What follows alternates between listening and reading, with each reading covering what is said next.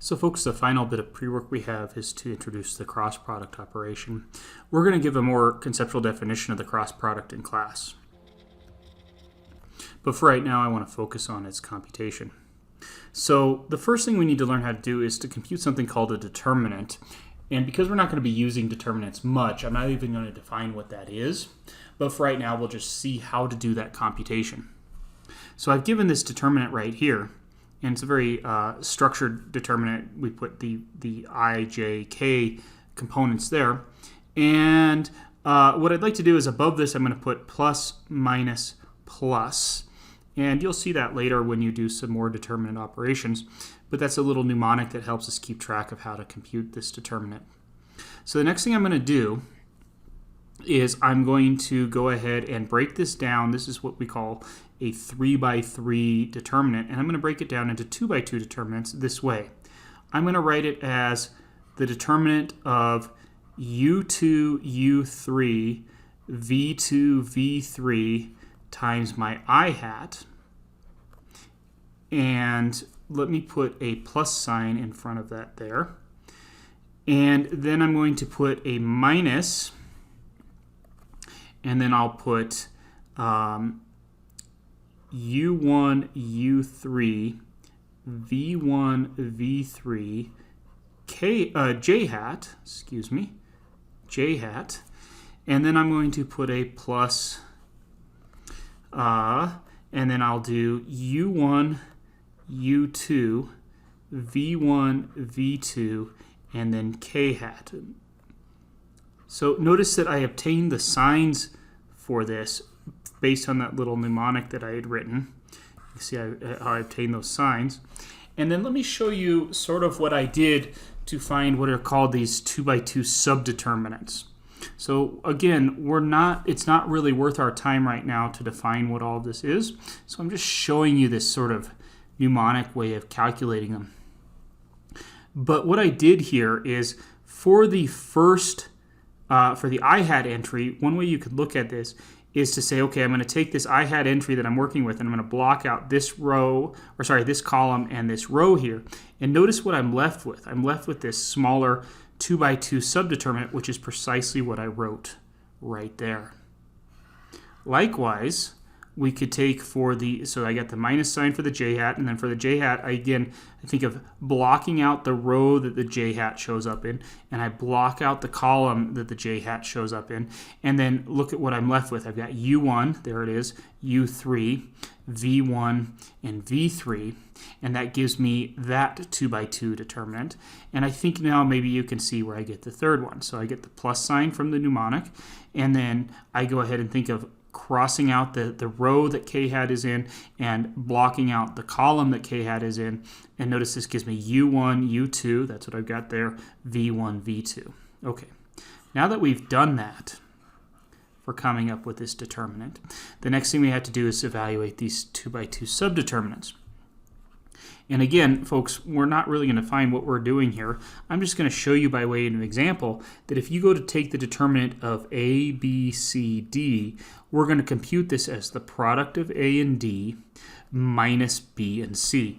And people like to draw sort of like we multiply this and this together, and then we subtract the latter from the first. So we did A times D minus B times C. So if I go ahead and write all that here, what I'll have is u2 v3 and then minus v2 times u3. So what I did was I took u2 times v3, I wrote that there, and then I took v2 times u3, there it is, and I subtracted it from the beginning. Then I'll have minus, and I'm going to do the same thing here, so I'll take u1 v3, and we're going to subtract from that v1 u3, and then finally, and I've run out of room, so I'll write this down here. I've got the plus sign from the sign mnemonic that we did, and then I'll have u1 v2, and then minus u2 v1. So let me put v1 u2 just to stay consistent. And folks, I have a typo here, a mistake. I should have left a little bit more room. So, oops. Let's see if we can fix that. I should have left a little bit more room so we could put our components there. So let me put them in see red so we can notice that I made the change. So we've got I hat, j hat, and k hat. And so what we have is this new vector that we get by taking the cross product of these two old vectors. Now, this whole system for computing what we're going to call a cross product only works because this structure here was a 3x3 structure. And so the cross product's not going to work for two vectors in general. Okay, so let's go ahead and actually put this into practice. So if I give you two vectors sitting in R3, if I want to compute the cross product of these two vectors, and we're going to denote it as u cross v, then this is this new vector, and I'm unfortunately out of room here. It's this new vector, and then we just go ahead and list what we computed up above here. So it's the new vector u2 v3 minus v2 u3 I hat minus u1 v3 minus v1 u3 j hat, and then, do I have room to write it? Probably not, plus u1 v2 minus v1 u2 k hat. So in class, we'll talk more specifically about what all this means, but right now we're just going to do the computation. Now, you have sort of two options. One is to give this formula that I just stated. Just go ahead and use this formula. I find that very unhelpful for computing a cross product. And instead, what I always do is I always fall back on using the original determinant definition.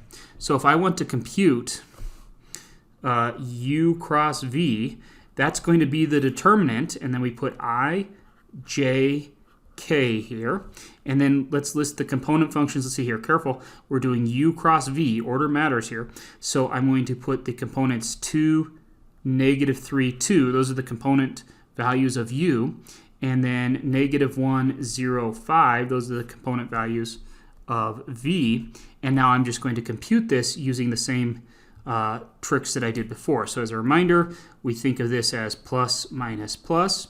So I'm going to have plus, then I'll have the determinant of -3, 2, 0, 5 I hat, then minus, and then the determinant of, so this will be 2, 2, minus 1, 5 j hat, and then plus the 2 by 2 determinant 2, -3, -1, 0 k hat. So as a reminder, for instance, how did I find this one right here?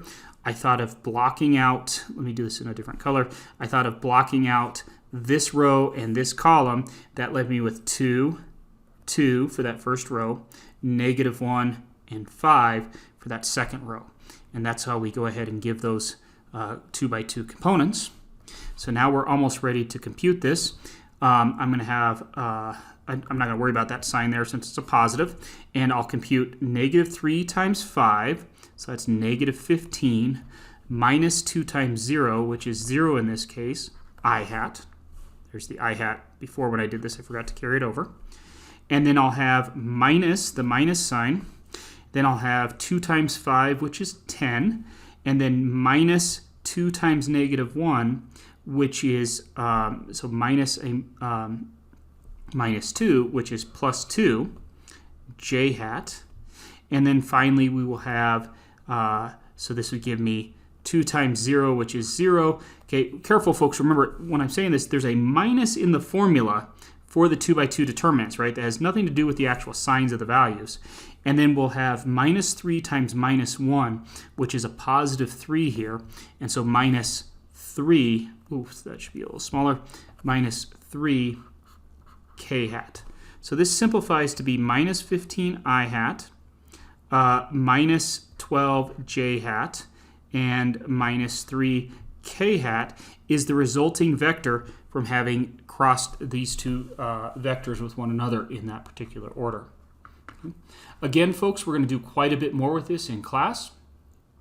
But let's just mention a few things.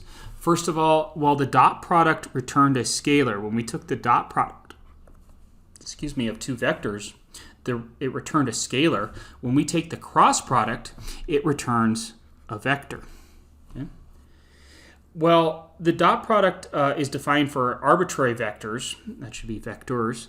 A cross product is only defined for a three-dimensional vector. By that we mean, in our class, we mean one that lives inside of R3. So you cannot do a cross product of any vectors that aren't in R3. But we do so many applications in this class that involve 3 dimensions that the cross product is something worth studying in this class. Okay? The next thing I want to say is that the cross product is not symmetric. That is, if you were to take u cross v, you will not get the same vector that you would get if you took v cross u. They are related if you interchange those, but they're not equal to one another. So they're not commutative, is another way of saying that. Yeah. Finally, if you want to know the direction that your resultant vector will be given a cross product, so let's say we're going to take the cross product of A and B, then the resultant direction of that vector will obey the right-hand rule. So this is our new vector C here, and if you were to go ahead and apply your right-hand rule, now careful, you're going to point your index finger in the direction of the first vector, and then you're going to point your middle finger in the direction of the other vector that you're crossing it with. Then whichever direction your thumb points, that will give you the direction of the resultant cross product vector, the C vector that you get when you do that multiplication. Okay? So we already know a vector has both magnitude and direction, so you use the right-hand rule to determine direction. What's going to determine the magnitude of those two vectors? Well, to do that, we'll have to see during class.